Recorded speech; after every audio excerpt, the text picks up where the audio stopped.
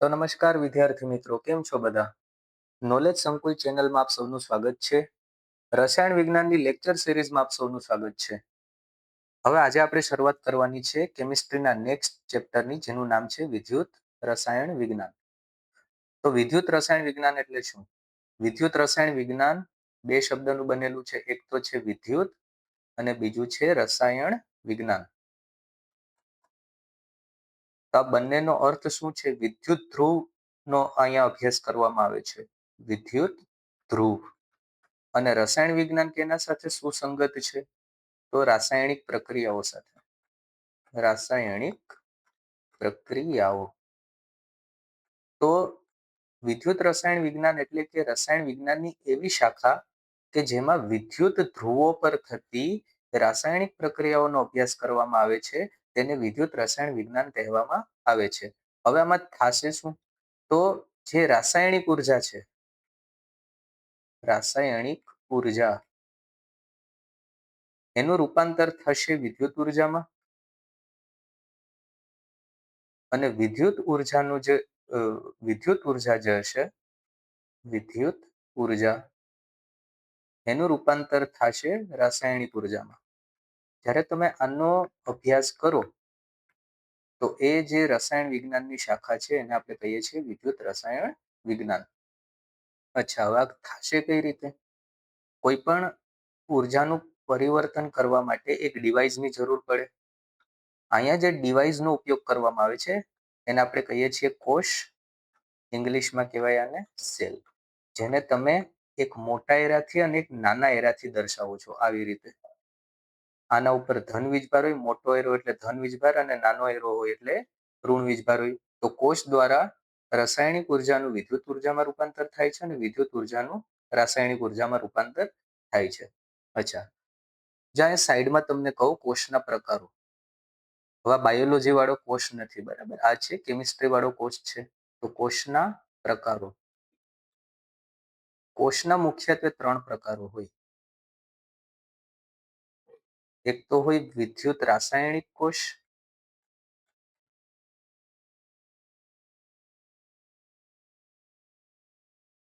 એક હોય વિદ્યુત વિભાજન કોષ,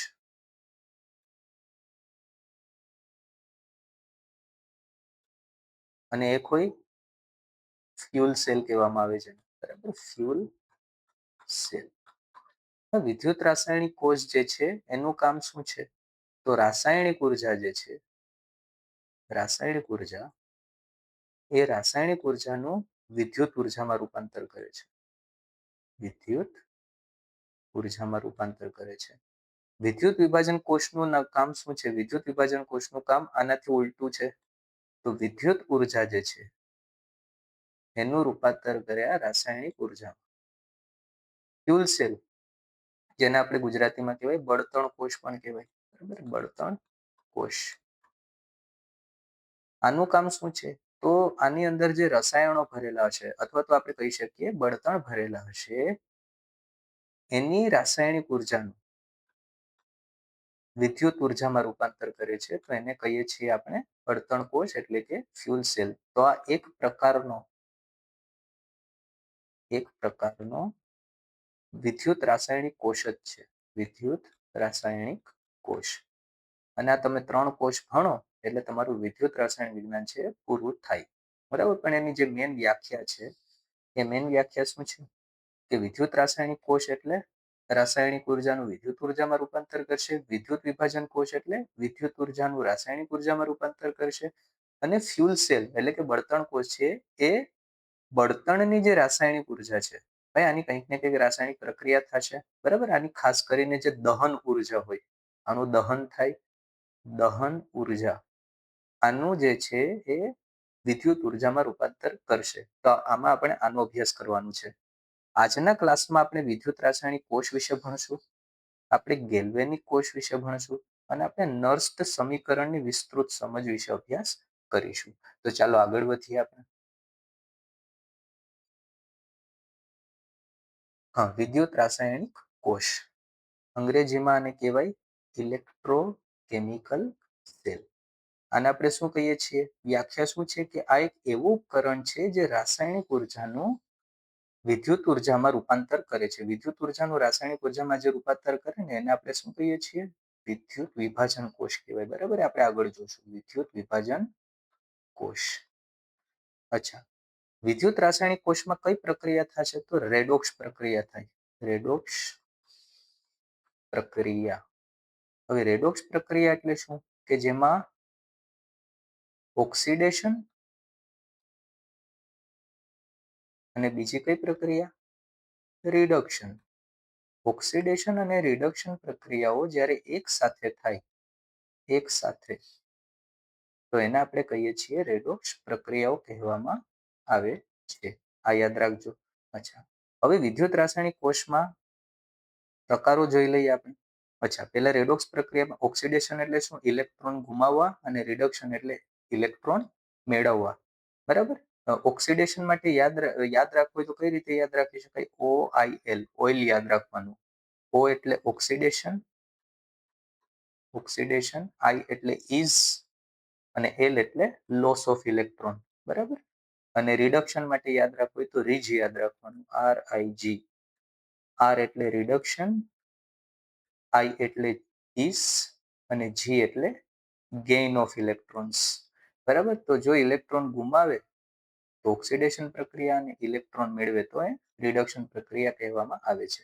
અચ્છા, આના પ્રકારો શું છે? ગેલ્વેનિક કોષ, અથવા તો બીજું નામ એનું શું છે? વોલ્ટેઇક કોષ. સ્વયંસ્ફુરિત પ્રક્રિયા. સ્વયંસ્ફુરિત એટલે શું? આપમેળે થતી પ્રક્રિયા, જેના માટે બાહ્ય બળની જરૂર નથી એવી પ્રક્રિયા. તો સ્વયંસ્ફુરિત પ્રક્રિયા દ્વારા વિદ્યુત ઉત્પન્ન કરે છે. અને વિદ્યુત વિભાજન કોષ શું કરશે? બાહ્ય વિદ્યુત આપવામાં આવશે અને બિન સ્વયંસ્ફુરિત પ્રક્રિયા કરાવવામાં આવે છે, જે આપણે આગળ જોશું. બરાબર. તો આપમેળે પ્રક્રિયા થાય. વિદ્યુત રાસાયણિક કોષમાં શું યાદ રાખવાનું છે? રાસાયણિક ઉર્જાનું વિદ્યુત ઉર્જામાં રૂપાંતર કરે. આની અંદર રેડોક્સ પ્રક્રિયા થાય છે અને સ્વયંસ્ફુરિત પ્રક્રિયા થાય છે. રેડી? ચાલો નેક્સ્ટ જોઈએ આપણે. હવે આપણે સ્પેશિયલી વાત કરવાની છે ગેલ્વેનિક કોષ, એટલે કે ડેનિયલ કોષની વાત કરવાની છે. આનું નામ છે, આ એક સ્પેશિયલ પ્રકારનો કોષ છે જેનું નામ છે ડેનિયલ કોષ. તો ડેનિયલ કોષ એ ગેલ્વેનિક કોષનું ઉત્તમ ઉદાહરણ છે, જેમાં ઝિંક અને કોપરનો ઉપયોગ થાય છે. હવે આમાં કરવામાં શું આવે છે? અહીંયા તમારા સામે આ આકૃતિ આપેલી છે, એના આધારે આપણે જોઈ લઈએ. બે બીકરો લીધેલા છે, જે ધાતુનું તમે દ્રાવણ લીધું હોય, ધાતુનું આયનીય દ્રાવણ, આયનિક દ્રાવણ લીધું હોય, એ જ ધાતુનો વિદ્યુત ધ્રુવ તમારે જોડવાનો છે. બરાબર. આ વિદ્યુત ધ્રુવ તમારે જોડવાનો છે, અને આ વસ્તુ તમારે બંને બાજુ કરવાની છે.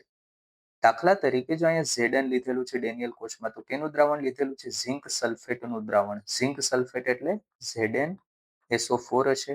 આ દ્રાવણ છે પાણીમાં બનાવેલું હશે, એટલે આના અંદર કયા આયનો હશે? Zn+2 હશે અને SO4-2 હશે. અને અહીંયા જે વિદ્યુત ધ્રુવ જે છે એ ઝિંકનો વિદ્યુત ધ્રુવ છે. બરાબર. કનો વિદ્યુત ધ્રુવ હશે? ઝિંકનો વિદ્યુત ધ્રુવ હશે. અચ્છા, બીજી બાજુ એટલે કે જમણી બાજુ કોપર સલ્ફેટનું દ્રાવણ લેવામાં આવે છે. તો કોપર સલ્ફેટમાં કયા કયા આયનો હશે? Cu+2 હશે અને SO4-2 હશે. અચ્છા, કોપર સલ્ફેટની અંદર જે ધાતુનું દ્રાવણ હશે એ જ ધાતુનો વિદ્યુત ધ્રુવ લેવામાં આવે છે. તો અહીં કયો વિદ્યુત ધ્રુવ હશે? કોપરનો વિદ્યુત ધ્રુવ, અથવા તો ઇલેક્ટ્રોડ પણ જેને કહેવાય. બરાબર. અચ્છા, હવે આ બંને વિદ્યુત ધ્રુવોને અહીંયા જોડી દીધા છે એક બેટરી સાથે. બરાબર. બેટરી એટલે શું? કે બે અથવા બે કરતા વધારે કોષોનું જ્યારે તમે એડિશન કરો ત્યારે બેટરી બને. જેમ કે જો આવું આવું તમારે દર્શાવે તો આને કહેવાય કોષ. અને બેટરી એટલે શું? તો આ એક કોષ થઈ ગયો, આ બીજો કોષ થઈ ગયો, આ ત્રીજો કોષ, આ ચોથો કોષ. જ્યારે બધા કોષોને તમે ભેગા મળો, આનું કોમ્બિનેશન કરો, એક બે અથવા બે કરતા વધારે કોષનો, ત્યારે એને આપણે કહીએ છીએ બેટરી. આની અંદર બેટરી જોડવામાં આવે. અહીંયા વોલ્ટ મીટર જોડેલું છે, જેથી તમારે વોલ્ટેજની ખબર પડે કે વોલ્ટેજ પસાર થાય છે કે નહીં. અચ્છા, હવે આપણે આગળ જોઈએ. વિદ્યુત રાસાયણિક કોષની તમને ટેકનિક કહું, ક્યાં કયો વીજભાર રાખવાનો. કોઈ પણ કોષ હશે ને, વિદ્યુત રાસાયણિક પ્રક્રિયા દરમિયાન કોઈ પણ કોષ હશે એમાં બે વસ્તુ હશે, એક હશે એનોડ અને એક હશે કેથોડ. એનોડ ઉપર હંમેશા ઓક્સિડેશન પ્રક્રિયા થશે, ઓક્સિડેશન,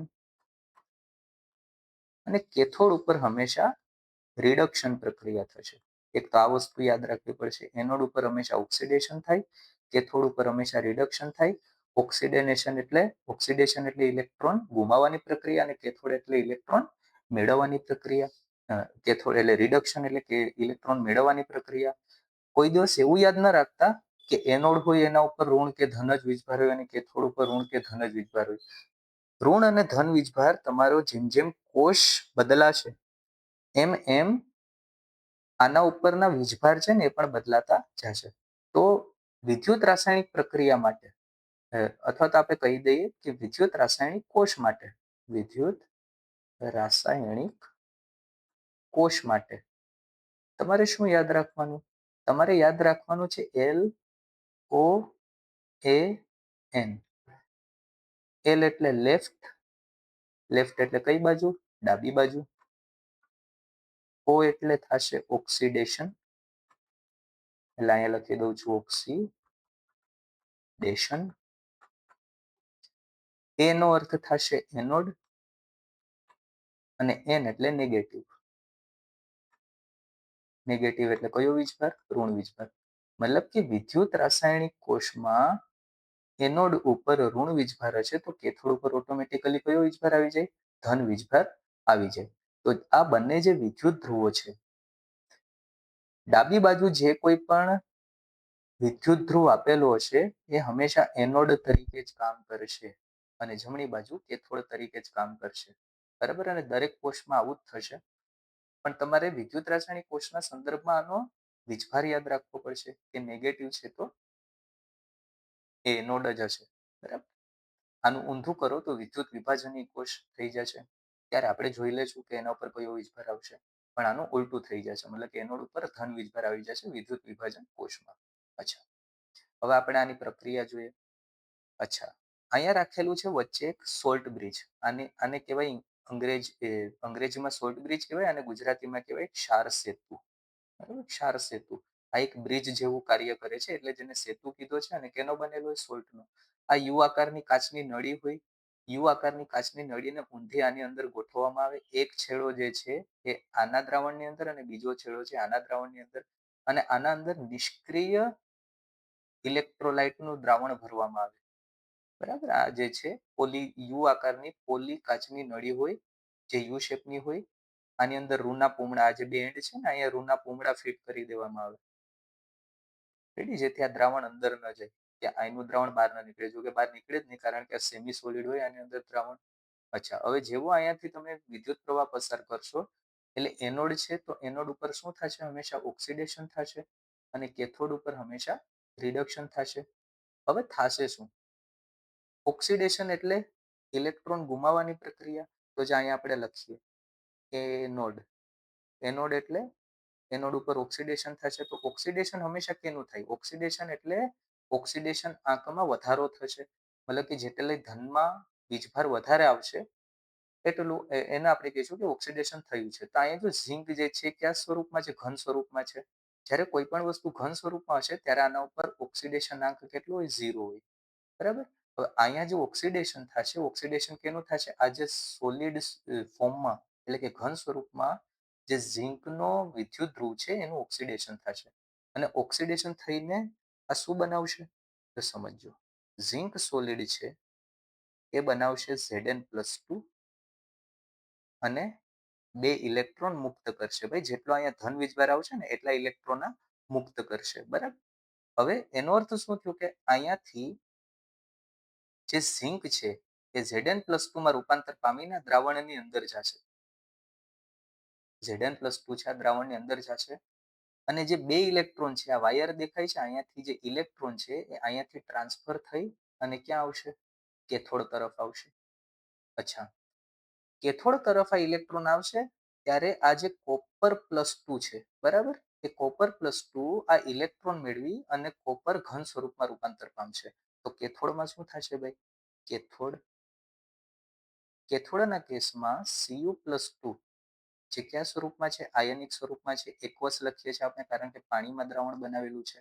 તો કોપર+2 છે એ 2 ઇલેક્ટ્રોન મેળવી અને કોપર સોલિડમાં રૂપાંતર પામે છે. કોપર ઘન સ્વરૂપમાં રૂપાંતર પામે છે. જે ઘન બનશે આ જે કોપર+2 જેટલો હશે ને અહીંયા એ બધો ઘન સ્વરૂપમાં રૂપાંતર પામી અને આને સરફેસ ઉપર આની સપાટી ઉપર જમા થશે. ક્લિયર એટલું? અચ્છા, હવે થશે શું આ પ્રક્રિયા દરમિયાન કે જો આ ક્ષાર સેતુ ન હોય, આ ક્ષાર સેતુને થોડી વાર માટે એવું કહ્યું કે આમાં છે નહીં, ક્ષાર સેતુ આપણે રાખ્યો જ નથી, તો શું થશે કે અહીંયા જેટલા પ્લસ હોય ને શરૂઆતમાં એટલા જ અહીંયા પ્લસ હોય, અહીંયા જેટલા માઇનસ હોય ને એટલા જ અહીંયા માઇનસ હોય, અથવા તો આપણે એક એકનું જોઈ લઈએ. તો જો અહીંયા પેલા પ્લસ હતા, હવે જેવું ઓક્સિડેશન થયું એટલે પ્લસ આની અંદર ગયા, આની અંદર ગયા, આની અંદર ગયા, એટલે આની અંદર પ્લસ વીજભાર છે વધી જશે, જ્યારે માઇનસ વીજભાર છે ઘટી જશે. એવી રીતે જ્યારે કોપર+2 આયન અહીંયા ઇલેક્ટ્રોનને મેળવે છે અને કોપર સોલિડમાં રૂપાંતર થાય છે ત્યારે આમાં પ્લસ વીજભાર ઘટે છે દ્રાવણની અંદર, જ્યારે માઇનસ છે વધી જશે ઓટોમેટિકલી. રેડી? તો અહીંયા શું થાય છે? એક પોટેન્શિયલ પ્રોડ્યુસ થાય છે, એક પોટેન્શિયલ છે ઉત્પન્ન થાય છે. અને જો આવું થાય તો કોષ છે ને એ ડિસ્ટર્બન્સ થાય, વધારે પડતું થાય તો આ બધાને એલિમિનેટ કરવા માટે આની અંદર ઉમેરવામાં આવે ક્ષાર સેતુ. ક્ષાર સેતુ એક યુ આકારની કાચની નળી છે જેની અંદર ઇનર્ટ ઇલેક્ટ્રોલાઇટ એટલે કે નિષ્ક્રિય વિદ્યુત ધ્રુવો છે ભરેલા છે. અચ્છા, નિષ્ક્રિય જે પદાર્થો હશે જે આયનિક હશે એનું દ્રાવણ ભરેલું હશે, જેમ કે KCl આવી ગયું, બરાબર? KCl હોય, KNO3 હોય, NH4NO3 હોય, આનું દ્રાવણ બનાવી અને આને ઘન સ્વરૂપમાં ફેરવવામાં આવે અગાર અગારમાં. અગાર અગાર એક જેલ છે, બરાબર? બાયોલોજીની લેબમાં તમે જાઓ તો તમને આ જોવા મળે. અચ્છા, અગાર અગારમાં ભેળવો એટલે જે જેલ ટાઈપનું જે થઈ જાય ને એવું આમાં થઈ જાય, બરાબર? કોલગેટ જે આપણે ટૂથપેસ્ટ ટાઈપનું થઈ જાય, આની અંદર જમા થઈ જાય. હવે કરશે શું? જેટલા અહીંયા ધન વીજભાર પ્રોડ્યુસ થશે ને, અહીંયા જેટલો ધન વધશે એટલા અહીંયાથી ધન આયનો જે છે એ આ સાઈડ આવશે. કયા? ધન આયનો, બરાબર? અને આને બેલેન્સ કરી નાખશે, પણ આની સાથે પ્રક્રિયા નહીં કરે, ઋણ આયન સાથે પ્રક્રિયા નહીં કરે. શા માટે? કારણ કે આપણે અહીંયા કયા રાખેલા છે? નિષ્ક્રિય રાખેલા છે, બરાબર? આ ખાલી માત્ર ને માત્ર શું કરશે? અહીંયા ધન અને ઋણ જે વીજભાર છે એને આ સાઈડ બેલેન્સ કરશે. એવી રીતે અહીંયા કોણ વધી ગયું છે? ઋણ વધી ગયું છે, તો ઋણને બેલેન્સ કરવા માટે ધનની જરૂર પડશે, તો અહીંયાથી કયા આયનો આવશે? ધન આયનો આવશે. અને આ પણ અહીંયા પ્રક્રિયા નહીં કરે કારણ કે નિષ્ક્રિય છે, એટલે માત્ર ને માત્ર આ સંતુલિત કરશે વીજભારને. તો બંને બાજુ વિદ્યુત વીજભારને સંતુલિત કરવા માટે આપણે આની અંદર શું નાખેલો છે? ક્ષાર સેતુ નાખેલો છે. જો ક્ષાર સેતુ ન હોય ને તો કોષ કાર્ય કરતો જ બંધ થઈ જાય. એટલે ક્ષાર સેતુ છે એ વિદ્યુત રાસાયણિક કોષ ખાસ કરીને ડેનિયલ કોષ માટે ખૂબ જ જરૂરી છે. આ વસ્તુ ખ્યાલ હોવી જોઈએ. અચ્છા, હવે જો આ જે બહારની સાઈડ તમને દેખાય છે વાયર છે, વોલ્ટ મીટર છે, અથવા તો ત્યાં શું હોય? બેટરી હોય. આ દેખાય છે? આને કહેવાય બાહ્ય પરિપથ. કયો પરિપથ કહેવાય? બાહ્ય પરિપથ. અચ્છા, બાહ્ય પરિપથમાં તમે ઇલેક્ટ્રોનની દિશા જોશો. ઇલેક્ટ્રોનની દિશા, તો ઇલેક્ટ્રોનની દિશા જે છે એ એનોડથી નીકળ્યા છે અને કેથોડ તરફ જાય છે. દેખાય છે? એનોડથી કેથોડ છે. ઇલેક્ટ્રોનની દિશા કઈ છે? એનોડથી કેથોડ છે. અચ્છા, જે ઇલેક્ટ્રોનની દિશા હોય ને એનાથી વિરુદ્ધ વિદ્યુત પ્રવાહની દિશા હોય, એની ઓપોઝિટ હોય, બરાબર? વિદ્યુત પ્રવાહની દિશા. તો વિદ્યુત પ્રવાહની દિશા આનાથી વિરુદ્ધ, એટલે વિદ્યુત પ્રવાહની દિશા કઈ છે? કેથોડથી એનોડ. તો જે દિશામાં ઇલેક્ટ્રોન ટ્રાવેલ કરતા હોય ને, જે મૂવ કરતા હોય, જે જાતા હોય, એનાથી વિરુદ્ધ દિશામાં કેની દિશા હોય? વિદ્યુત પ્રવાહની દિશા હોય. આ વસ્તુ યાદ રાખજો. તો ઇલેક્ટ્રોન, આ બધા ઇલેક્ટ્રોનની દિશા છે, તો વિદ્યુત પ્રવાહ કઈ દિશામાં જશે? આમ જશે. અચ્છા, આ છે બહારની સાઈડ છે એટલે બાહ્ય પરિપથ છે, બરાબર? બાહ્ય પરિપથમાં એવું પૂછે કે ભાઈ વિદ્યુત પ્રવાહનું વહન શેના લીધે થાય છે? તો આ કેના લીધે થાય છે? ઇલેક્ટ્રોનના લીધે. જો ઇલેક્ટ્રોનનું વહન ન થતું હોત ને તો વિદ્યુત પ્રવાહનું વહન જ પોસિબલ નહોતું. તો ઇલેક્ટ્રોનના લીધે બાહ્ય પરિપથમાં ઇલેક્ટ્રોનના વહનને લીધે બાહ્ય પરિપથમાં વિદ્યુત પ્રવાહનું વહન થાય છે. હવે જો અહીંથી તમે ઇમેજિનેશન કરો, અહીંથી આમ ગયો, અહીંથી આમ આવ્યો, આ ઇલેક્ટ્રોન આમ ગયો. હવે શું થાય છે? જો અહીંયા જેટલો નેગેટિવ છે ને, આ જે નેગેટિવ વધી ગયો છે એને તમે ઇમેજિન કરો કે આ જે છે ક્ષાર સેતુની અંદર જાય છે, બરાબર? ક્ષાર સેતુની અંદર જાય છે. તો આને શું કહીએ છીએ આપણે? નેગેટિવ કયા સ્વરૂપમાં છે? જો SO4-2 એટલે આયન છે કે નહીં? આ છે આયન, બરાબર. હવે અહીંથી આમ જશે, ફરીથી આમ જશે, આમ આવશે, ફરીથી આમ જશે. તો જો એક આખી કમ્પ્લીટ સર્કિટ પૂરી થઈ કે નથી? તમે આવી રીતે જોવા જાવ તો અહીંથી આમ નીકળો, પછી આમ ગયો, આમ ગયો, પછી પાછું આમ ગયું, આમ ગયું, આમ ગયું. તો જો એક પૂરી સાયકલ પૂરી થઈ, સર્કિટ પૂરી થઈ, બરાબર. અને વિદ્યુત રાસાયણિક કોષમાં સર્કિટ પૂરી થવી જરૂરી છે. અચ્છા, હવે જો અહીંયા તો આ તો બાહ્ય પરિપથ થઈ ગયો. હવે તમે અહીંયા જો, આ ક્ષાર સેતુ વાળો જે પાર્ટ છે ને, આ ક્ષાર સેતુ વાળા પાર્ટમાં તમે જો, ક્ષાર સેતુ વાળો જે પાર્ટ છે, કેટલો પાર્ટ? આ એટલો પાર્ટ, એટલો ભાગ જે છે આને કહેવાય આંતરિક પરિપથ. આંતરિક પરિપથ. તો આંતરિક પરિપથમાં તમે જોશો તો ઋણ વીજભાર ક્યાંથી નીકળ્યો? ઋણ વીજભાર નીકળ્યો કેથોડમાંથી, અને કઈ બાજુ જાય છે? ધન બાજુ જાય છે. તો ઇલેક્ટ્રોનનો વીજભાર પણ ઋણ છે, અને આનો વીજભાર પણ કેવો છે? આયનનો વીજભાર પણ ઋણ છે, ઋણ આયન છે, બરાબર. તો ઋણ આયન છે એની તમે ગતિને જોવો તો શું થશે આમાં? તમે જો આમાં ઇલેક્ટ્રોનની દિશા કેવી હોય તમારે, તો આમાં તમે કહેશો કેથોડથી એનોડ. શું કહેશો? કેથોડથી એનોડ કહેશો. અને વિદ્યુત પ્રવાહની દિશા તો એ કેવી થઈ જશે? ઉલટી થઈ જશે. એટલે વિદ્યુત પ્રવાહની દિશા છે એનોડથી કેથોડ થઈ જશે, બરાબર. અને આંતરિક પરિપથમાં વિદ્યુત પ્રવાહનું વહન, વિદ્યુત પ્રવાહનું વહન જો પૂછે કે કેના લીધે થાય છે, તો વિદ્યુત પ્રવાહનું વહન છે આયનોના લીધે થાય છે. યાદ રાખજો, કેના લીધે થશે? આયનોના લીધે. આ આવા પ્રશ્નો જે છે એમસીક્યુમાં પૂછાઈ શકે છે કે વિદ્યુત રાસાયણિક કોષ ડેનિયલ કોષમાં બાહ્ય પરિપથમાં વિદ્યુત પ્રવાહનું વહન ઇલેક્ટ્રોનના લીધે, જ્યારે આંતરિક પરિપથમાં વિદ્યુત પ્રવાહનું વહન આયનોના લીધે થાય છે. મારા હિસાબથી ગેલ્વેનિક કોષ સારી રીતે સમજાયો છે, ડેનિયલ કોષ સારી રીતે સમજાયો હશે, અને ડેનિયલ કોષ સમજો તો વિદ્યુત રાસાયણિક કોષ પણ તમને સારી રીતે સમજાયો હશે. ચાલો, અહીંયા સુધી કોઈ ડાઉટ નહીં હોય, બધાને ક્લિયર થઈ ગયું હશે. ચાલો આપણે નેક્સ્ટ આગળ વધીએ. ક્ષાર સેતુ અને તેના કાર્યો. ક્ષાર સેતુ યુ આકારની કાચની નળી છે જેમાં નિષ્ક્રિય વિદ્યુત વિભાજ્ય જેમ કે KCl, KNO3, NH4NO3, ammonium nitrate, potassium nitrate અને પોટેશિયમ ક્લોરાઇડને અગર અગર જેલીમાં ભરીને બનાવવામાં આવે છે. આનો મુખ્ય કાર્ય શું છે કે બંને અર્ધકોષોને જોડીને કયો પરિપથ પૂર્ણ કરે? આંતરિક પરિપથ પૂર્ણ કરે. બંને દ્રાવણોને એકબીજામાં ભળતા અટકાવે છે. બંને અર્ધકોષોમાં વિદ્યુત તટસ્થતા જાળવી રાખે છે. દાખલા તરીકે એનોડમાં ઉત્પન્ન થતા ધન આયનોને તટસ્થ કરવા ઋણ આયનો છે પૂરા પાડે છે. જે આપણે એક્સપ્લેન કરી દીધું છે, મેં તમને એક્સપ્લેન કરી દીધું છે, આપણે સમજી લીધું છે. ચાલો નેક્સ્ટ શું આવે છે? નર્સ્ટ સમીકરણ. ભાઈ નર્સ્ટ સમીકરણ ઉપયોગી છે, ભાઈ આઈએમપી છે. નર્સ નામના વૈજ્ઞાનિકે આ સમીકરણ આપેલું છે જેને આપણે કહીએ છીએ નર્સ્ટ સમીકરણ. અચ્છા, નર્સ સમીકરણ એટલે શું? સિમ્પલ યાદ રાખવાનું છે. અહીંયા આપેલું છે છતાં પાછું લખી દઉં છું. તમારે આ સૂત્ર યાદ રાખજો. E cell equals to E0 cell minus 2.303 RT ના છેદમાં NF લોગ નિપજની સાંદ્રતા અને છેદમાં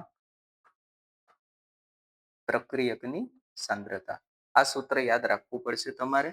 અચ્છા, હવે બધા જે ટર્મ આપેલા છે આમાં એનો મિનિંગ શું છે? તો ઈ સેલ એટલે આને કહેવાય વિદ્યુત ધ્રુવ પોટેન્શિયલ. કયો? વિદ્યુત ધ્રુવ પોટેન્શિયલ. કોઈ પણ તાપમાને. આ કેની વાત થાય છે? કોઈ પણ તાપમાને, બરાબર. અચ્છા, E0 સેલ. E0 સેલ એટલે શું છે? આ છે પ્રમાણિત વિદ્યુત ધ્રુવ પોટેન્શિયલ. અને આ માત્ર ને માત્ર કયા તાપમાને હોય ભાઈ? 298 કેલ્વિન અથવા તો તમે કહી શકો કે 25 ડિગ્રી સેલ્સિયસ તાપમાનની વાત કરે છે આ, બરાબર. E0 cell. હવે E0 સેલ એટલે કે પ્રમાણિત વિદ્યુત ધ્રુવ પોટેન્શિયલને શોધવા માટેનું સૂત્ર શું છે? E0 cathode minus E0 anode. શું છે સૂત્ર આનું? E0 cathode minus E0 anode છે. અચ્છા, E0 કેથોડમાં તમારે આના રિડક્શન પોટેન્શિયલ એટલે કે SRP પ્રમાણિત રિડક્શન પોટેન્શિયલની કિંમત લેવાની. એનોડના કેસમાં પણ તમારે પ્રમાણિત રિડક્શન પોટેન્શિયલની કિંમત મૂકવાની. આ હું તમને શીખવાડીશ જ્યારે આપણે MCQ સોલ્વ કરશું, પણ અત્યારે યાદ રાખજો.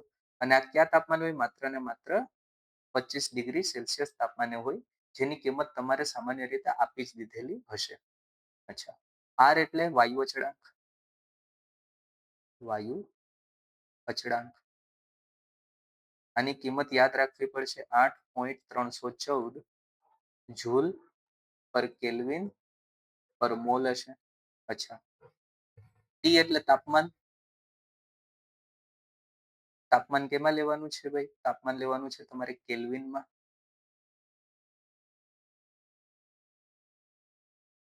એન એટલે એન નો અર્થ થાય ઇલેક્ટ્રોનની સંખ્યા. તો જે રાસાયણિક પ્રક્રિયા તમે લખશો એમાં જે ઇલેક્ટ્રોન જે હશે, જે ભાગ લેતા ઇલેક્ટ્રોનની સંખ્યા છે કુલ કોષ પ્રક્રિયામાં, એની કિંમત રાખશો. અચ્છા, એફ એટલે શું? એફ એટલે ફેરાડે. ફેરાડે ફેરાડેની કિંમત શું છે? 96,487 ફેરાડે. બરાબર. અહીંયા જે નિપજ અને પ્રક્રિયકની સાંદ્રતા જે છે તમને આપેલી હશે દાખલામાં. રેડી? અચ્છા, હવે તમે ધ્યાનથી જોશો તો 2.303 એક નંબર છે. આર પણ એક નંબર છે, અચળ જ છે. તાપમાન જો 298 કેલ્વિન આપેલું હોય તો આ પણ અચળ છે. કોઈ પણ માટે એફ જે છે એ પણ અચળ રહેશે. એની કિંમત કેટલી છે? 96,487 ફેરાડે.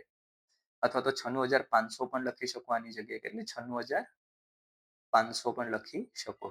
તો તમે ધ્યાનથી જોશો ને તો આ જે એટલો ભાગ જે છે આ તો અચળ થઈ ગયો કે ન થઈ ગયો? અને જ્યારે તમે આનું સોલ્યુશન લાવો ને ત્યારે એનો જવાબ શું આવશે? 0.0591 આવશે. કેટલો? 0.0591. તો આખું સૂત્ર શોર્ટમાં શું થઈ જાય? ઈ સેલ બરાબર E0 સેલ માઇનસ 0.0591 આખા બરાબર 0.0591. એનની કિંમત બદલાશે જેમ જેમ કોષ બદલાશે એના છેદમાં એન, પછી લોગ નિપજની સાંદ્રતાના છેદમાં પ્રક્રિયકની સાંદ્રતા થશે. તો મારા હિસાબથી નસ સમીકરણમાં કોઈ ડાઉટ નહીં હોય, બધાને ખ્યાલ આવી ગયો છે. અચ્છા, E0 સેલ વિશે થોડી વધારે માહિતી આપી દઉં. આપણે શું કીધું? E0 સેલ બરાબર E0 કેથોડ થાય માઇનસ E0 એનોડ થાય. અચ્છા, E0 સેલનું નામ શું છે? પ્રમાણિત વિદ્યુત ધ્રુવ પોટેન્શિયલ. બરાબર, સ્ટાન્ડર્ડ ઇલેક્ટ્રોડ પોટેન્શિયલ આને અંગ્રેજીમાં કહેવાય. અચ્છા, આ ક્યારે હોય? પેલું, જ્યારે તાપમાન કેટલું લેવામાં આવે? 298 કેલ્વિન અથવા તો 25 ડિગ્રી સેલ્સિયસ. અચ્છા, બીજું શું યાદ રાખવાનું? જો દબાણ આવે તો દબાણ કેટલું હશે? જ્યારે 1 બાર અથવા તો એક વાતાવરણ અથવા તો એટીએમ પણ જેને કહેવાય. બરાબર, એટીએમ. બરાબર, આની કન્ડિશન છે E0 સેલની. બરાબર. અને નંબર 3, સાંદ્રતા. સાંદ્રતા કેટલી લેવામાં આવે? દ્રાવણની સાંદ્રતા 1 મોલર લેવામાં આવે બંને બાજુ. જો 1 મોલરથી પણ સાંદ્રતા ઘટે કે વધે તો એ પછી પ્રમાણિત વિદ્યુતધ્રુવ પોટેન્શિયલ ન હોય. જ્યારે તમારે એવું પૂછ્યું હોય ને કે પ્રમાણિત વિદ્યુતધ્રુવ પોટેન્શિયલ છે એ ગણો, તો તમારે આનો ઉપયોગ કરવાનો. પણ જો આમાંથી કોઈ પણ વસ્તુ ફોલો ન થતી હોય ત્યારે તમારે નર્સ્ટ સમીકરણનો ઉપયોગ કરવાનો. જે લખેલું છે કે જ્યારે દ્રાવણની સાંદ્રતા 1 મોલર ન હોય, એટલે કે કઈ સ્થિતિ હોય? બિન પ્રમાણિત સ્થિતિ હોય, ત્યારે કોષનો પોટેન્શિયલ શોધવા માટે આ સમીકરણ વપરાય છે. મારા હિસાબથી કોઈ ડાઉટ નહીં હોય, બધાને ક્લિયર થઈ ગયું હશે. ચાલો નેક્સ્ટ જોઈએ આપણે. હવે આપણે જોવાના છે થોડા ઘણા MCQs, જેથી આપણે આઈડિયા આવે કે કોન્સેપ્ટ ક્લિયર થયો છે કે નહીં. ક્વેશ્ચન સોલ્વ કરવાથી કોન્સેપ્ટ વધારે ક્લિયર થાય એ તમારે બધાને આઈડિયા હશે જ. તો ચાલો આપણે હવે આના MCQ સોલ્વ કરીએ. ચાલો, પેલો MCQ. ગેલ્વેનિક કોષમાં એનોડ અને કેથોડના વીજભાર અનુક્રમે શું હોય છે? ભાઈ, ગેલ્વેનિક કોષમાં મેં તમને કીધેલું જ છે. ગેલ્વેનિક કોષ એ કયો કોષ છે? વિદ્યુત રાસાયણિક કોષ છે. બરાબર, વિદ્યુત રાસાયણિક કોષ. અને વિદ્યુત રાસાયણિક કોષના કેસમાં વિદ્યુત રાસાયણિક કોષના સંદર્ભમાં મેં તમારે શું યાદ રાખવાનું કીધું? લોન. લોન એટલે લેફ્ટ, ઓ એટલે ઓક્સિડેશન, એ એટલે એનોડ અને એન એટલે નેગેટિવ. નેગેટિવ. તો એનોડ ઉપર ઋણ વીજભાર હોવો જોઈએ. તો એનોડ ઉપર બંને ધન કોઈ દિવસ ન હોય, બંને ઋણ કોઈ દિવસ ન હોય. એનોડ ઉપર ઋણ વીજભાર આવ્યો અને કેથોડ ઉપર ઓટોમેટિકલી કયો વીજભાર આવી જાય? ધન વીજભાર આવી જાય. તો ઓપ્શન બી છે તમારો સાચો આન્સર છે. શું છે સાચો જવાબ? એનોડ ઋણ છે અને કેથોડ ધન છે. કે ગેલ્વેનિક કોષમાં એનોડ પર ઓક્સિડેશન થાય છે. જે કીધું એ પ્રમાણે લોન યાદ રાખવાનું અને ઇલેક્ટ્રોન મુક્ત થાય છે અને ઋણ ધ્રુવ તરીકે વર્તે છે. જ્યારે કેથોડ પર રિડક્શન થાય છે, ઇલેક્ટ્રોન સ્વીકારાય છે અને ધન ધ્રુવ તરીકે વર્તે છે. ચાલો નેક્સ્ટ જોઈએ. જો Zn+2 Zn નો પ્રમાણિત રિડક્શન પોટેન્શિયલ, પ્રમાણિત રિડક્શન પોટેન્શિયલ એટલે શું? E0 ની વાત થાય છે. આને કહેવાય અર્ધકોષ. કયો કોષ કહેવાય? અર્ધકોષ. આ જે આપેલું છે ને આખે આખું, આને કહેવાય અર્ધકોષ. બરાબર. પ્રમાણિત રિડક્શન પોટેન્શિયલ અર્ધકોષ છે એના પોટેન્શિયલને શું કહેવાય? વિદ્યુત ધ્રુવ પોટેન્શિયલ કહેવાય. શું કહેવાય? વિદ્યુત ધ્રુવ પોટેન્શિયલ. અચ્છા, વિદ્યુત ધ્રુવ પોટેન્શિયલ બે પ્રકારના હોય. એક તો હોય ઓક્સિડેશન પોટેન્શિયલ,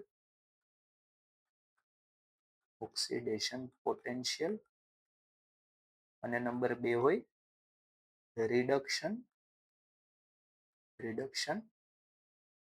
પોટેન્શિયલ. અચ્છા, ઓક્સિડેશન પોટેન્શિયલ ને કઈ રીતે લખાય? જો પ્રમાણિત હશે ને તો E0 તો હશે જ. 0 આવે ને ક્યાંય પણ એટલે પ્રમાણિત જ હોય. અને પ્રમાણિતની મેં શરતો તમને કહી દીધી છે. બધામાં એ જ અપ્લાય થાય. બરાબર, એ જ લાગુ પડે. તો ઓક્સિડેશન પોટેન્શિયલ એટલે જ આવી રીતે આપેલું હોય.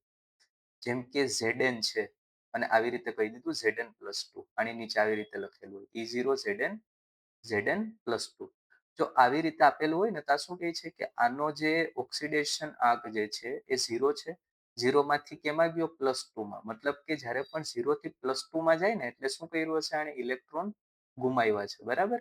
તો આને આપણે શું કહીએ છીએ? Oxidation potential. રિડક્શન પોટેન્શિયલના કેસમાં ઊંધું છે. E0 અને આવી રીતે લખેલું હોય Zn+2 અને Zn લખેલું હોય તો આને કહેવાય રિડક્શન પોટેન્શિયલ. આ શું બતાવે છે કે +2 માંથી કેમાં ગયો? ભાઈ Zn છે 0 માં ગયો. તો +2 માંથી 0 માં ક્યારે જાય? તો જો ઘટ્યો ને, ધન વીજભાર ઘટ્યો તો ઇલેક્ટ્રોન છે મેળવ્યા છે. અને તમારે હંમેશા જ્યારે પણ ગણતરી કરો ને ત્યારે આને જ તમારે કન્સિડર કરવાનું છે. કઈ રીતે કરવાનું છે એ આપણે જોશું પછી. તો Zn+2 Zn નો પ્રમાણિત રિડક્શન પોટેન્શિયલ એટલે તમારે આપેલું છે E0 Zn+2 અને Zn. આ લખતા આવડવું જોઈએ. બરાબર. આ કેટલો છે? -0.76 વોલ્ટ છે. અચ્છા, અને Cu+2 Cu નો +0.34 હોય. તો જો +2 માંથી કેમાં ગયો છે? 0 માં ગયો છે. આનો પણ કેટલો છે? 0 છે. તો આ પણ કઈ રીતે આપેલું છે? આવી રીતે આપેલું છે E0 Cu+2 Cu. એટલે આ પણ શું આપેલું છે? પ્રમાણિત રિડક્શન પોટેન્શિયલ આપ્યો છે. કેટલો આપ્યો છે? +0.34 વોલ્ટ. તો આ ડેનિયલ કોષનો E0 સેલ કેટલો છે? ભાઈ ડેનિયલ કોષમાં શું હોય? ઝિંક અને કોપર જ હોય. બરાબર, એ યાદ રાખજો. તો મેં તમારે સૂત્ર કીધું હતું. તમારામાં કીધેલું છે E0 સેલ ગણો. બરાબર, તો E0 સેલ બરાબર. આમાં જો સાંદ્રતા આપી નથી, તાપમાન આપ્યું નથી, તો તમારે આ બે વસ્તુના આધારે E0 સેલ જો ગણવું હોય તો તમારે આ જ સૂત્ર રાખવાનું. E0 cathode -E0 anode. E0 cathode જ્યારે લો તો E0 કેથોડની પણ તમારે SRP ની એટલે પ્રમાણિત રિડક્શન પોટેન્શિયલની કિંમત લેવાની, સ્ટાન્ડર્ડ રિડક્શન પોટેન્શિયલની કિંમત લેવાની. એનોડના કેસમાં પણ તમારે સ્ટાન્ડર્ડ રિડક્શન પોટેન્શિયલની જ કિંમત લેવાની. અચ્છા, હવે આમાં બે કિંમત આપેલી છે. આ પણ છે અને આ પણ છે. બરાબર. હવે આપણે તો ડેનિયલ કોષ ખ્યાલ હોય એટલે આપણે ખ્યાલ છે કે આ એનોડ તરીકે કામ કરે છે અને આ કેથોડ તરીકે કામ કરે છે. પણ જો આના સિવાયના કોઈ બીજા વિદ્યુત ધ્રુવો આપેલા હોય તો તમે કઈ રીતે નક્કી કરશો કે કઈ એનોડ છે અને કઈ કેથોડ છે? બરાબર. તો એની જો ટ્રીક આપું છું. એ વિદ્યુત ધ્રુવ તમે કઈ રીતે નક્કી કરશો? એક સાઈડ હું લખી નાખું છું. બે પ્રકારના છે, એનોડ અને બીજો છે કેથોડ. જો એનોડની વાત કરું, એનોડ કોણ હશે? જેની લો SRP હશે. મતલબ કે જેના પ્રમાણિત વિદ્યુત ધ્રુવ પોટેન્શિયલની કિંમત ઓછી હશે એ હંમેશા એનોડ હશે. અને જેની હાઈ SRP હશે, જેની SRP એટલે કે પ્રમાણિત વિદ્યુત ધ્રુવ પોટેન્શિયલની કિંમત વધારે હશે એ કેથોડ હશે. હવે આ બંનેમાંથી તમે નક્કી કરો ઓછી કિંમત કેની છે? તો જો માઇનસમાં જે છે તો ઓબ્વિયસલી ઓછી જ હશે. પ્લસમાં છે વધારે હશે. તો આ ઓછી છે આની લો એસઆરપી વેલ્યુ છે એટલે આ તમારું કામ કરશે એનોડ તરીકે અને જ્યારે આ જે છે એ તમારું કામ કરશે કેથોડ તરીકે કામ કરશે. તો સૂત્રમાં કિંમત મૂકો તો શું થશે? E0 cell equals to E0 cathode cathode તરીકે કોણ છે? E0 Cu plus 2 Cu minus E0 આ એનોડ છે તો Zn પ્લસ 2 Zn. હવે એની કિંમત મૂકો. Cu plus 2 Cu E0 Cu plus 2 Cu SRP છે જે અહીંથી જ ખબર પડે છે ને રિડક્શન થાય છે અહીં પણ જો રિડક્શન થાય છે તો આ બંનેની કિંમત છે એસઆરપી જ આપેલી છે તમારે. તો Cu પ્લસ 2 Cu છે અહીંયા plus 0.34 volt minus Zn plus 2 Zn એટલે કેટલો છે? માઇનસ 0.76 વોલ્ટ છે. વોલ્ટથી વોલ્ટ આમાંથી કોમન કાઢો અને માઇનસ માઇનસ થઈ જશે પ્લસ તો શું થશે? ઇક્વલ્સ ટુ 0.34 પ્લસ 0.76 વોલ્ટ અને E0 સેલ ઇક્વલ્સ ટુ કેટલો થશે? 0.34 પ્લસ 0.76 એટલે કેટલો થશે? જવાબ આવશે તમારો E0 cell equals two 1.10 vote છે તમારો જવાબ છે. તો જવાબ શું આવશે? પ્લસમાં 1.10 વોટ. આમાં સાઇન મહત્વની છે બરાબર. આને જો તમે ઊંધું કરી નાખ્યું હોત તો પછી એક્ઝામ જે તમારો જવાબ છે એ જવાબમાં તમારે ગડબડ થઈ જાય. તો આરામથી આની કેલ્ક્યુલેશન જ્યારે આવા પૂછે ને ત્યારે આની કેલ્ક્યુલેશન આરામથી કરવાની. મારા હિસાબથી કોઈ ડાઉટ નહીં, બધાને ક્લિયર થઈ ગયું હશે. તો આ એક લખી નાખજો, આ યાદ રાખજો કે વિદ્યુત ધ્રુવમાં એનોડ અને કેથોડ જ્યારે તમને આપી હોય કિંમતો ત્યારે તમારે નક્કી કઈ રીતે કરવાની. નેક્સ્ટ જોઈએ. હા, આનું સોલ્યુશન આપેલું છે કે સાચો જવાબ શું છે ભાઈ? 1.10 વોટ છે. કોષનું પ્રમાણિત પોટેન્શિયલ શોધવાનું સૂત્ર E nought cathode minus E nought anode. આ વધુ પોઝિટિવ હોય તો કેથોડ હોય, બાકી એનોડ હોય. આપણે જે કેલ્ક્યુલેશન કરી એ પ્રમાણે જ બધું કરેલું છે. ક્લિયર? ચાલો નેક્સ્ટ MCQ જોઈએ આપણે. વિદ્યુત રાસાયણિક કોષમાં ક્ષાર સેતુનું મુખ્ય કાર્ય નીચેનામાંથી શું છે? બાહ્ય પરિપથમાં ઇલેક્ટ્રોનનું વહન કરવું. ભાઈ બાહ્ય પરિપથમાં ઇલેક્ટ્રોનનું વહન વાયરના લીધે જ થાય છે બરાબર. ઇલેક્ટ્રોનના લીધે જ થાય છે અને ઇલેક્ટ્રોનના સોરી વિદ્યુત પ્રવાહનું વહન છે ઇલેક્ટ્રોનના લીધે થાય છે. તો ક્ષાર સેતુનું આમાં કોઈ કામ નથી. બંને અર્ધકોષના દ્રાવણોને મિશ્ર થવા દેવા આ પણ જવાબ ના આવે. આ મિશ્ર થવા દેતા નથી બરાબર. ક્ષાર સેતુનું કામ શું છે? મિશ્ર થવા દેતા નથી. અચ્છા, આંતરિક પરિપથ પૂર્ણ કરી વિદ્યુત તટસ્થતા જાળવવી આ તમારો સાચો આન્સર છે. કોષનો વોલ્ટેજ જાળવવો અથવા તો ઘટાડવો, કોષનો વોલ્ટેજ ઘટાડવો આ ખોટું છે બરાબર. તો આંતરિક પરિપથ છે એ પૂર્ણ કરે છે એ ક્ષાર સેતુનું મુખ્ય કાર્ય છે બરાબર. ક્ષાર સેતુ આયનોનું વહન કરીને બંને અર્ધકોષોમાં વિદ્યુત તટસ્થતા જાળવી રાખે છે અને આંતરિક પરિપથ પૂર્ણ કરે છે તે દ્રાવણોને સીધા પડતા અટકાવે છે. ચાલો નેક્સ્ટ એક્ઝામ્પલ જોઈએ. નેક્સ્ટ MCQ જોઈએ. નસ સમીકરણ મુજબ જો રાસાયણિક પ્રક્રિયામાં નિપજોની સાંદ્રતા વધારવામાં આવે તો કોષના પોટેન્શિયલ ઈ સેલ પર શું અસર થાય છે બરાબર. કોષનો પોટેન્શિયલ વધે, ઘટે, અચળ રહે કે શૂન્ય થઈ જાય. તો જો ઈ સેલને બીજું શું કહેવાય? અચ્છા એ પણ કહી દો. ઈ સેલને બીજું કહેવાય ઇલેક્ટ્રોમોટિવ ફોર્સ, EMF થી જેને તમે દર્શાવો છો બરાબર. આને માપવા માટે એક મશીનનો ઉપયોગ થાય છે એનું નામ છે પોટેન્શિયોમીટર બરાબર. પોટેન્શિયલ માપવા માટે કેનો ઉપયોગ થાય છે? પોટેન્શિયોમીટરનો ઉપયોગ થાય છે. અત્યારથી જ કહી દઉં. અચ્છા, હવે સૂત્ર શું હતું? E cell equals to E0 cell minus 0.0591 ના છેદમાં n લોગ ઓફ નિપજની સાંદ્રતા અને એના છેદમાં પ્રક્રિયકની સાંદ્રતા બરાબર. હવે જો આ પણ અચળ આપણે આનું જોવાનું નથી. હવે જો આના ઉપર ફોકસ કરો, નિપજ અને લોગ. તો લોગ ઓફ નિપજ બરાબર. આના વિશે તમે વિચારો તો તમને ખ્યાલ આવશે કે કોષનો પોટેન્શિયલ જે છે ને એ હંમેશા શું થાય? એમાં ઘટે. જેમ નિપજોની સાંદ્રતા વધે એમ નિપજ જે છે હંમેશા શું થશે? ઘટે છે. કારણ કે આ જે છે આનો જવાબ છે મોટો આવશે બરાબર. આનો જવાબ મોટો આવશે તો આમાંથી તમે આ જે કિંમત હશે એમાંથી મોટી કિંમતને બાદ કરશો તો ઓટોમેટિકલી ઈ સેલ છે નાનો થઈ જશે બરાબર. તો કોષનો પોટેન્શિયલ શું થશે? ઘટશે. ક્લિયર? ચાલો જોઈએ આમાં સમીકરણ મુજબ E cell equals to E0 cell, અહીં સેલ લખો તો પણ ચાલે, ના લખો તો પણ ચાલે, પણ લખાય. 0.0591 ના છેદમાં નિપજના છેદમાં પ્રક્રિયા. જો નિપજની સાંદ્રતા વધે તો લોગનો ગુણોત્તર વધે. પરિણામે જે પદ બાદ કરવાનું છે તે મોટું થાય છે. તેથી અંતિમ ઈ સેલનું મૂલ્ય શું થાય? ઘટે છે. ચાલો નેક્સ્ટ એક્ઝામ્પલ જોઈએ આપણે. 298 કેલ્વિન તાપમાને નસ સમીકરણમાં પ્રાકૃતિક લોગ ln ને દશાંશ લોગ માં ફેરવ્યા બાદ 2.303 ઇન્ટુ RT બાય F નું મૂલ્ય આશરે કેટલું લેવામાં આવે છે? ભાઈ આપણે ડિસ્કશન કરી લીધું છે. કેટલું આવશે? 0.0591 આવે. કારણ કે અહીં કેનું નામ કયું તાપમાન છે? 298 કેલ્વિન. તો આને જ્યારે ln ને તમે 2.303 RT બાય F માં ફેરવો તો જવાબ શું આવશે? 0.0591 વોટ. બરાબર. ln ઇક્વલ્સ ટુ શું થાય? 2.303 લોગ. આ ખ્યાલ હશે. આવી રીતે પણ લખી શકાય સૂત્રને. E cell equals to E0 cell minus RT by NF. પેલા શું હોય? ln જ હોય.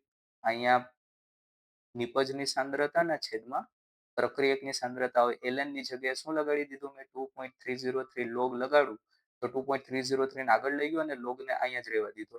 તો શું થશે? E cell equals to E0 cell minus 2.303 RT upon NF log of concentration of product upon concentration of reactant. તો 0.0591 જે છે તમારો સાચો આન્સર છે. ક્લિયર? ચાલો નેક્સ્ટ જોઈએ. પ્રમાણિત હાઇડ્રોજન વિદ્યુત ધ્રુવ, બરાબર, શી તરીકે પણ ઓળખવામાં આવે. શી નું ફૂલ ફોર્મ શું છે? શી એટલે S for standard, SHE, S for standard, H for hydrogen and E for electrode. પહેલાનું ફૂલ ફોર્મ શું છે? સ્ટાન્ડર્ડ હાઇડ્રોજન ઇલેક્ટ્રોડ, એટલે કે પ્રમાણિત હાઇડ્રોજન વિદ્યુત ધ્રુવ. બરાબર. જે પ્રમાણિત હાઇડ્રોજન વિદ્યુત ધ્રુવ છે ને એનો ઉપયોગ કરીને જ બીજા અન્ય વિદ્યુત ધ્રુવોના રિડક્શન પોટેન્શિયલ માપવામાં આવે છે. બરાબર. તો આને કયા તાપમાને શૂન્ય સ્વીકારવામાં આવે છે? તો યાદ રાખજો, આને આપણે બધા જ તાપમાને, કયા તાપમાને? બધા જ તાપમાને શૂન્ય સ્વીકારીએ છીએ. બરાબર. ઘણીવાર એવી મિથ્યા હોય છે કે ઘણા વિદ્યાર્થીઓ 298 કેલ્વિન તાપમાને જ માને છે શૂન્ય, પણ એવું નથી. હાઇડ્રોજનનો તમારે બધા જ તાપમાને કેવો માનવાનો છે? શૂન્ય માનવાનું છે. આ કોણે કીધું ભાઈ? આ બધું કીધું IUPAC. બરાબર. IUPAC ના નિયમ મુજબ છે. IUPAC ના નિયમ મુજબ પ્રમાણિત વિદ્યુત ધ્રુવ નો પ્રમાણિત રિડક્શન પોટેન્શિયલ જે છે બધા જ તાપમાને કેવો માનવામાં આવે? શૂન્ય માનવામાં આવે. થોડી ઇન્ફોર્મેશન આપી દો. બરાબર. જે આવવું હોય.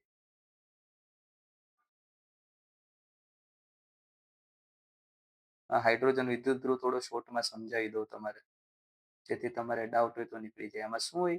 અહીંયાથી હાઇડ્રોજન ગેસને નાખવામાં આવે અને અહીંથી હાઇડ્રોજન ગેસ બહાર નીકળે. બરાબર. અચ્છા, આની અંદર છે ને એક વાયર હોય, આની નીચે પ્લેટિનમ હોય, પ્લેટિનાઇઝ પ્લેટિનમ હોય, અથવા તો આપણે કહી શકીએ ને બ્લેક કોટેડ પ્લેટિનમ હોય. શું છે? પ્લેટિનમ. આની અંદર H પ્લસ આયનનું દ્રાવણ ભરેલું હોય. આ જે કન્ટેનર છે એની અંદર શું હોય? આ હોય H પ્લસ આયનનું દ્રાવણ. H પ્લસ આયનના દ્રાવણમાં ઘણું બધું આવી જાય. HCl આવી જાય, H2SO4 આવી જાય, HNO3 આવી જાય વગેરે. બરાબર. પણ H પ્લસ આયનનું દ્રાવણ હશે. અચ્છા, આ પ્લેટિનમની સરફેસ ઉપર પ્રક્રિયા થાય તો આની અંદર જે H પ્લસ હશે ને, H પ્લસ કેમાં રૂપાંતર થાય? H2 માં રૂપાંતર થાય અને અહીંયા બહાર નીકળે. H2 અહીંયા આવશે, H પ્લસમાં જશે અને વધારાના H પ્લસ જે છે H2 આયનમાં રૂપાંતર થશે. H2 માંથી રૂપાંતર થઈને બહાર નીકળશે. એના લીધે શું થશે? આના ઉપર જે અહીંયા કોઈ સાથે તો આપણે કનેક્શન આપેલું જ હશે. બરાબર.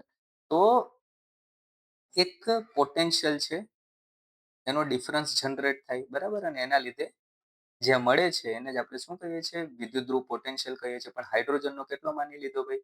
0 માની લીધો. કયા તાપમાને? બધા જ તાપમાને. તો શોર્ટમાં ઇન્ફોર્મેશન આપણે લઈ લીધી છે. અચ્છા, ચાલો નેક્સ્ટ જોઈએ આપણે.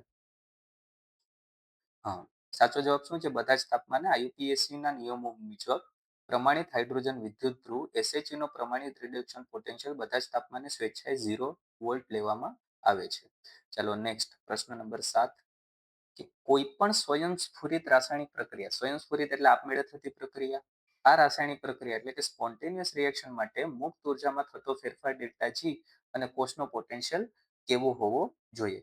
ચાલો, કોઈ પણ પ્રક્રિયા સ્વયંસ્ફુરિત ક્યારે હશે? બરાબર, જ્યાં અહીં લખું છું ગિબ્સ ડેલ્ટા જી એટલે મુક્ત ઉર્જા. કેની મુક્ત ઉર્જા છે?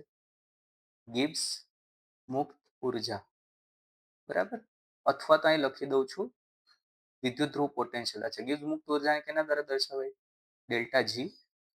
અને કોષ પોટેન્શિયલ એટલે સી. આના વિશે જો ઇન્ફોર્મેશન તમને આપી દઉં કે ક્યારે સ્વયંસ્ફુરિત હોય અને ક્યારે અસ્વયંસ્ફુરિત હોય. જો જ્યારે પણ ડેલ્ટા જી હોય ને એ નેગેટિવ હોય, ત્યારે ઈ સેલ હોય ને એ હંમેશા પોઝિટિવ હોય. બરાબર, ડેલ્ટા જી નેગેટિવ તો ઈ સેલ કેવો હશે? પોઝિટિવ હશે. અને આ ટાઈમ પર પ્રક્રિયા જે હોય ને એ સ્વયંસ્ફુરિત હોય. કેવી હોય? સ્વયંસ્ફુરિત એટલે કે સ્પોન્ટેનિયસ હોય. અચ્છા, ડેલ્ટા જી ઇક્વલ્સ ટુ પણ 0 હોય અને ઈ સેલ આના બરાબર પણ 0 હોય, તો આ ટાઈમ પર સંતુલિત પ્રક્રિયા છે. કઈ પ્રક્રિયા? સંતુલિત પ્રક્રિયા. અચ્છા, ત્રીજું શું આવી ગયું? ડેલ્ટા જી જો પોઝિટિવ હોય અને ઈ સેલ કેવો હોય? નેગેટિવ હોય, ત્યારે આ પ્રક્રિયા જે હશે એ કઈ હશે? અસ્વયંસ્ફુરિત એટલે કે નોન સ્પોન્ટેનિયસ છે. આના માટે આપણે બાહ્ય બળ લગાડવું પડશે. બરાબર, તો સ્પોન્ટેનિયસ રાસાયણિક પ્રક્રિયા માટે આપણે આના અને આના વચ્ચે આ કેવા હોવા જોઈએ પૂછ્યું છે. તો ડેલ્ટા જી ઋણ હોવો જોઈએ અને ઈ સેલ ધન હોવો જોઈએ. બરાબર, તો જવાબ છે બી છે તમારો સાચો આન્સર છે. બરાબર, અચ્છા, આનું સૂત્ર પણ એ જ છે. Delta G equals to minus N F E cell. બરાબર, જ્યાં એન છે શું છે? ઇલેક્ટ્રોન. એફ ની કિંમત એટલે ફેરાડે છે. બરાબર, આની કિંમત કેટલી છે? 96,487 ફેરાડે. અને ઈ સેલ છે શું છે? ઈએમએફ કોષ પોટેન્શિયલ છે. બરાબર, કોષ પોટેન્શિયલની વાત કરે છે. તો આ પણ સૂત્ર છે. તો આ નેગેટિવ અહીંયા આવેલું છે, અહીંયા પોઝિટિવ આવેલું છે. તો તમે અંદાજો લગાડી શકો છો. અને જો ખબર ન પડે તો આ ડાયરેક્ટ યાદ કરી લો. આ જે છે આ ચાર્ટ જે છે એને લખી નાખજો વ્યવસ્થિત. આમાંથી પણ પ્રશ્ન પૂછાઈ શકે છે. તો આ યાદ કરી લેજો. ક્લિયર? ચાલો, શું કહે છે? ડેલ્ટા જી ઋણ હોવો જોઈએ, ઈ સેલ ધન હોવો જોઈએ. ડેલ્ટા જી નું સૂત્ર શું છે? માઇનસ એનએફ ઈ સેલ. પ્રક્રિયા સ્વયંસ્ફુરિત થવા માટે મુક્ત ઉર્જામાં ઘટાડો ડેલ્ટા જી લેસ ધેન 0 હોવો જોઈએ, અર્થાત ઋણ હોવો જોઈએ. આ ત્યારે જ શક્ય છે જ્યારે ઈ સેલનું મૂલ્ય કેવું હોય? ધન હોય. ચાલો નેક્સ્ટ જઈએ. પ્રશ્ન 8. ડેનિયલ કોષ માટે કોષ નિરૂપણ. ચાલો, સેલ રિપ્રેઝન્ટેશન. ભાઈ, સેલ રિપ્રેઝન્ટેશન કઈ રીતે કરાય? સેલ રિપ્રેઝન્ટેશન ની વાત કરું તો શું થાય? જો ધ્યાન આપજો, અમુક વસ્તુ તમને કહી દઉં છું. જ્યારે પણ સિંગલ લીટોનો ઉપયોગ કરો ને ત્યારે આ બે અવસ્થાને છૂટા પાડવા, બે અવસ્થાને છૂટા પાડવા માટે ઉપયોગ થાય છે. બરાબર, જ્યારે ડબલ લાઈનનો ઉપયોગ થાય ત્યારે આ રિપ્રેઝન્ટ કરે છે ક્ષાર સેતુ. બરાબર, એસ એટલે ઘન, એલ એટલે પ્રવાહી, જી એટલે વાયુ અને એક્યુ એટલે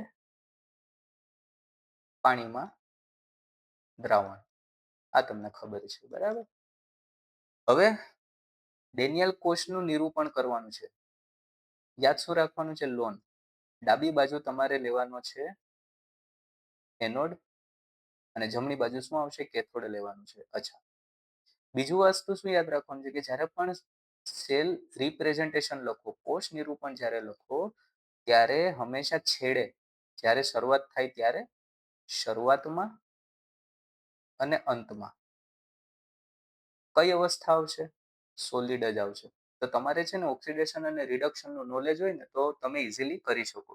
ડેનિયલ કોષમાં આપણે CuSO4 અને ZnSO4 નું દ્રાવણ લીધું. એમાં ઝિંક અને કોપરના ઇલેક્ટ્રોડ ઉબાડેલા હતા અને એનોડ તરીકે આપણે લીધો તો ઝિંકને.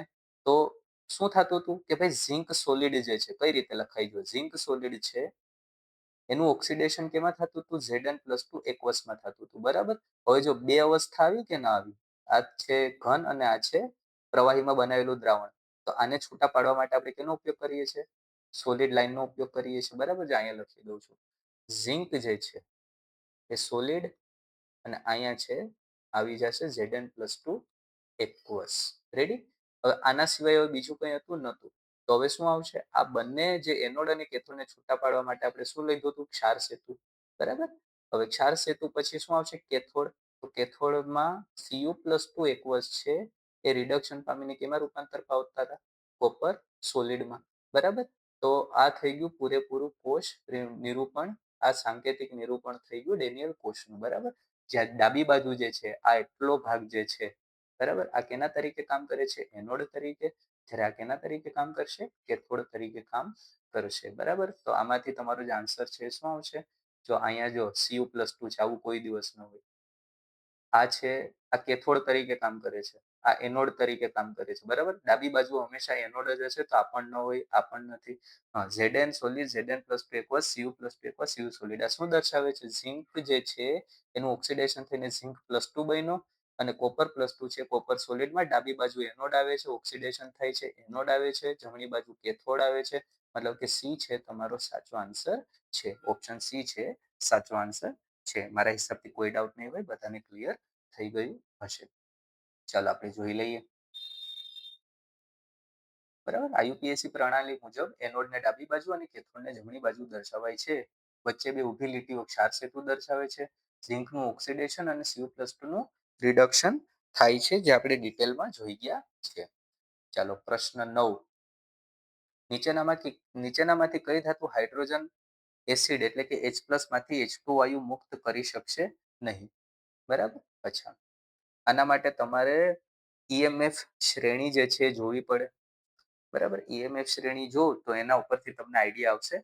પણ આપણે એક કામ કરીએ, અહીંયાથી આપણે પછી કરશું. હું તમારે પહેલા ઈએમએફ શ્રેણી સમજાવી દઈશ અને ઈએમએફ શ્રેણી સમજાવીને પછી આપણે આગળના દાખલા સોલ્વ કરશું. ઈએમએફ શ્રેણી મહત્વની છે, જેનાથી તમે નક્કી કરી શકશો કે કેનું રિડક્શન થશે, કેનું ઓક્સિડેશન થશે. રેડી? તો આ એમસીક્યુ જે છે, આ પ્રકારના એમસીક્યુ આપણે પછી કરશું. પણ આનો જવાબ તમને હું કહી દઉં. આનો જવાબ આવશે કોપર સીયુ. અચ્છા, આને કરી શકો તમે. કઈ રીતે કરી શકો? હા, જો એક રીતે તમને સમજાવી દઉં. વિદ્યુત ધ્રુવો છે બે પ્રકારના હોય, એનોડ અને કેથોડ. આપણે જોઈ જ ગયા છે, એનોડ, કેથોડ. બરાબર, એનોડ કેને કહેવાય? જેની એસઆરપી ની કિંમત, જેના રિડક્શન પોટેન્શિયલ ની કિંમત ઓછી હોય, અને કેથોડ એટલે જેના રિડક્શન પોટેન્શિયલ ની કિંમત કેવી હોય? હાઈ હોય. એને આપણે કહીએ છીએ કેથોડ. અચ્છા, હવે હાઇડ્રોજન વાયુ મુક્ત કરી શકાશે નથી, મુક્ત કરી શકાશે નહીં. હવે જો માનો કે હાઇડ્રોજન જે છે H+ જે છે, બરાબર, એમાંથી મારે H2 બનાવવો છે. તો ઇલેક્ટ્રોન ગુમાવવા પડે કે મેળવવા પડે? હા, ઇલેક્ટ્રોન ગુમાવવા પડે કે મેળવવા પડે? ઇલેક્ટ્રોનને મેળવવા જ પડે. બરાબર, કેટલા ઇલેક્ટ્રોન મેળવવા પડે? 2 હાઇડ્રોજન હશે તો 2 ઇલેક્ટ્રોન મેળવી અને H2 વાયુ બનાવશે. બનાવશે કે નહીં બનાવે? તો આ તો છે કેથોડ સાઈડ. બરાબર, અને હાઇડ્રોજનનો પ્રમાણિત વિદ્યુતધ્રુવ પોટેન્શિયલ આપણે ખબર છે કેટલો છે? 0 વોલ્ટ. તો તમારે એનોડ બાજુ કેવો જોઈએ? એનોડ બાજુ એવો જોઈએ કે જેની પ્રમાણિત જે કોષ પોટેન્શિયલ છે એની પ્રમાણિત અર્ધકોષ પોટેન્શિયલ છે, વિદ્યુતધ્રુવ પોટેન્શિયલ છે, એની કિંમત 0 કરતા ઓછી હોવી જોઈએ. અને 0 કરતા ઓછી એટલે કેમાં હોવી જોઈએ? નેગેટિવમાં. તો જો ઝિંકની કિંમત અહીં આપેલી છે, નેગેટિવમાં આપેલી છે, તો ભાઈ આ તો હાઇડ્રોજન વાયુ મુક્ત કરશે, કારણ કે આનું રિડક્શન પોસિબલ છે ઝિંક દ્વારા.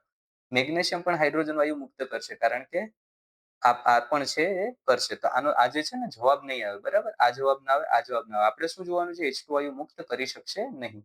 લોખંડ પણ જો -0.44 છે તો આ પણ નહીં આવે, તો જાય પ્લસ છે. આના કરતા વધી ગઈ કે ન વધી ગઈ? બરાબર, હાઇડ્રોજન કરતા વધી ગઈ. તો આમાં તો હાઇડ્રોજન એનોડ બની જાય. જો કોપર સાથે આને જોડું તો હાઇડ્રોજન છે એનોડ બની જાય અને કોપર છે કેથોડ બની જાય, કારણ કે આની એસઆરપી ની કિંમત વધારે છે. તો આપણે અહીંયા હાઇડ્રોજનને કેથોડ તરીકે ત્રણમાં જ પોસિબલ છે, આમાં નથી. એટલે તમારો ઓપ્શન ડી છે સાચો આન્સર છે. ચાલો આગળ વધીએ. જે ધાતુઓનો રિડક્શન પોટેન્શિયલ ઋણ હોય તે H+ નું રિડક્શન કરી શકે છે. કોપરનો રિડક્શન પોટેન્શિયલ ધન છે, તેથી તે એસિડમાંથી હાઇડ્રોજન મુક્ત કરી શકતો નથી. બરાબર, ચાલો નેક્સ્ટ ક્વેશ્ચન શું છે? નર્સ સમીકરણમાં એન શું દર્શાવે છે ભાઈ? નર્સ સમીકરણમાં એન જે છે શું દર્શાવે છે? તો પ્રક્રિયામાં ભાગ લેતા ઇલેક્ટ્રોનની સંખ્યા આપણે જોઈ ગયા છે. અહીંયા આવશે ઓપ્શન બી છે તમારો સાચો આન્સર છે. ચાલો પ્રશ્ન 11. Fe+2+2 ઇલેક્ટ્રોન અને Ag++ ઇલેક્ટ્રોન Ag બંને જો રિડક્શન પ્રક્રિયા છે, ઇલેક્ટ્રોન છે મેળવે છે. તો આ બે અર્ધકોષોને જોડીને બનાવેલા કોષનો પ્રમાણિત પોટેન્શિયલ E0 સેલ કેટલો છે? પહેલા તો જો આવા પ્રશ્ન આવે ત્યારે તમારે શું કરવાનું? એનોડ અને કેથોડ ડિસાઇડ કરી લેવાના. જેની SRP ની કિંમત ઓછી હશે એ એનોડ હશે, જેની SRP ની કિંમત વધારે હશે એ કેથોડ હશે. બરાબર? SRP ની કિંમત કેની ઓછી છે ભાઈ? તો જો માઇનસમાં છે તો આ તો થઈ ગયો તમારો એનોડ અને Ag+E છે તમારો થઈ ગયો કેથોડ, કારણ કે આની SRP ની કિંમત વધારે છે. બરાબર? તો એનોડ તરીકે કોણ છે? Fe+2 Fe અને કેથોડ તરીકે કોણ છે? Ag+Ag. હવે ડાયરેક્ટ છે ને સૂત્ર મૂકો. તમારે E cell equals to E0 cell જ મૂકવાનો છે ડાયરેક્ટ. બરાબર? તો E0 cell equals to E nought cathode minus E nought anode. આવશે કે નહીં આવે? કારણ કે પ્રમાણિતની કિંમત આપેલી છે. પ્રમાણિત ના આપ્યો ને તો આપણે નસ સમીકરણ મૂકે. ચાલો કેથોડ તરીકે કોણ છે ભાઈ? Ag+Ag. શું છે કિંમત? 0.80 માઇનસ એનોડ તરીકે છે આયરન, તો આયરન છે -0.44 છે. તો 0.80 માઇનસ માઇનસ થઈ જશે પ્લસ 0.44 અહીંયા વોટ, અને જે જવાબ તમારો આવશે એ કેટલો આવશે? 80+44 એટલે 124 એટલે 1.24 વોલ્ટ આવશે.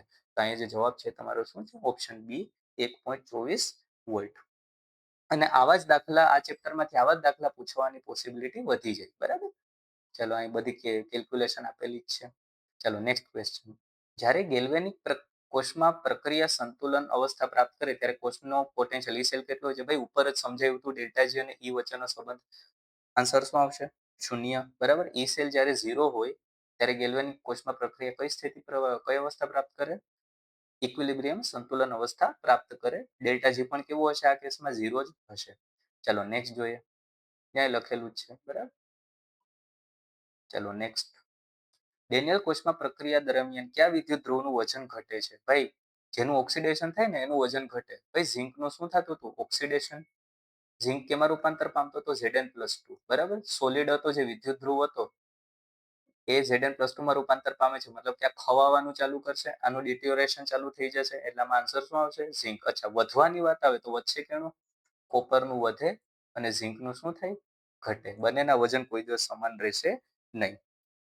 કોઈ ડાઉટ? મારા હિસાબથી કોઈ ડાઉટ નહીં હોય, બધાને ક્લિયર થઈ ગયું હશે. ચાલો નેક્સ્ટ જોઈએ. વિદ્યુત રાસાયણિક શ્રેણીમાં અચ્છા હવે આવ્યું ઇલેક્ટ્રોકેમિકલ સિરીઝ. સૌથી પ્રબળ ઓક્સિડેશન કરતા પદાર્થ ક્યાં જોવા મળે છે? શ્રેણીમાં સૌથી ઉપર, શ્રેણીમાં સૌથી નીચે, મધ્યમમાં કે E0 મૂલ્ય પર આધારિત નથી. બરાબર? તો આપણે અહીંયા સુધી રાખીએ. આપણે નેક્સ્ટ ક્લાસમાં આનું કન્ટિન્યુ કરશું. હું પહેલા તમારે આખી વિદ્યુત રાસાયણિક શ્રેણી સમજાવીશ અને કઈ રીતે યાદ રાખવી અને એનું સિગ્નિફિકન્સ ઇમ્પોર્ટન્સ શું છે એ પણ તમને સમજાવીશ. એના પછી આપણે આને જોશું. ઓક્સિડેશન કરતા અને રિડક્શન કરતા છે એટલે શું એ પણ આપણે જોશું. ક્લિયર? તો અત્યારે આપણે અહીંયા સુધી રાખીએ. જો સોલ્વ થતો હોય તો તમે આને કરજો. બાકીના MCQ આપણે પછી જોશું. Okay, thank you.